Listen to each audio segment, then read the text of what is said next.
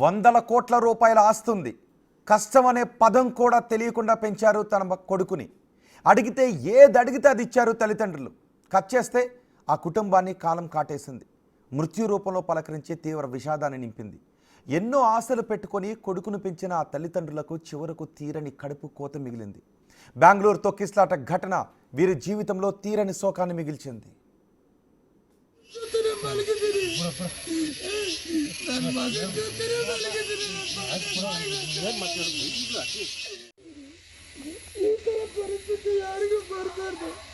ಇದೇ ಜಾಗದಲ್ಲಿ ನನ್ನ ಮಗನ ಮಲಗಿಸಿದೀನಿ.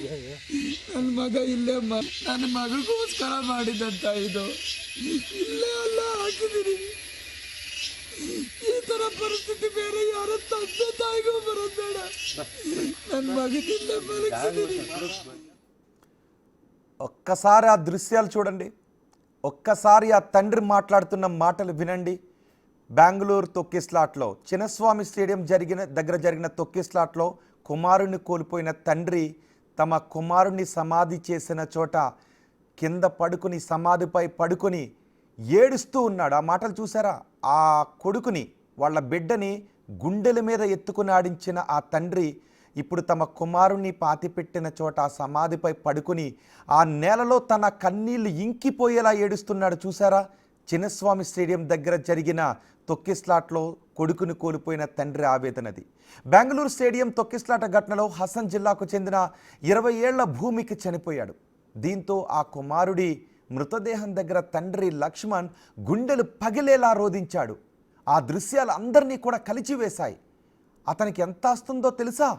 100 కోట్ల రూపాయలు ఆస్తుంది.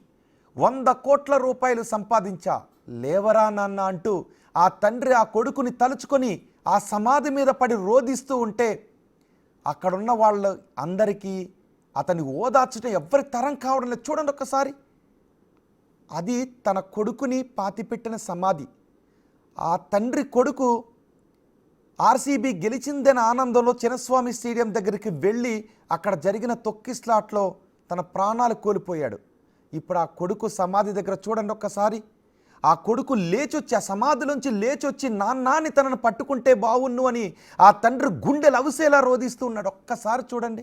ఏమనిపిస్తుంది ఆ తండ్రి మాటలు వింటే? చూడండి ఒక్కసారి. ముడుచుకుపోయి ఆ కుమారుడి సమాధి మీద పడి పడి ఏడుస్తూ ఉంటే చూస్తున్న మీకు కూడా కన్నీళ్ళు వస్తున్నాయి కదా? ఆ కొడుకు మాట ఇంకొక్కసారి వినాలని, ఆ కొడుకుని ఇంకొక్కసారి చూడాలని, బహుశా ఇదంతా ఒక కలగా మారిపోయి ఆ తన కుమారుడు పరిగెట్టుకొచ్చి నాన్నని తనను పట్టుకోవాలి అని ఆ తండ్రి రోధిస్తున్న మాటలు వింటూ ఉంటే ఆ చూస్తున్న వాళ్ళకు, టీవీలో చూస్తున్న మీకే కన్నీళ్ళు వస్తూ ఉంటే అక్కడ అతని ఓదార్చడం ఎవరి తరం కావడం లేదు. చూడండి ఒక్కసారి. ముడుచుకుపోయి తన కొడుకు సమాధి మీద పడి ఏడుస్తూ ఉన్నాడు. ఒక్కసారి లేవరానన్న అంటూ కొడుకే సర్వస్వం అనుకొని ఆ కుమారుని కోసం 100 కోట్ల రూపాయల ఆస్తిని సంపాదించాడు ఆ తండ్రి. ఇప్పుడు ఆ తల్లిదండ్రుల ఆవేదన అందరినీ కలిచివేస్తోంది.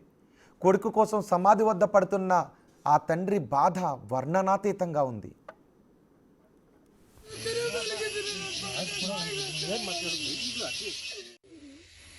ಈ ತರ ಪರಿಸ್ಥಿತಿ ಯಾರಿಗೂ ಬರಬಾರ್ದು. ಇದೇ ಜಾಗ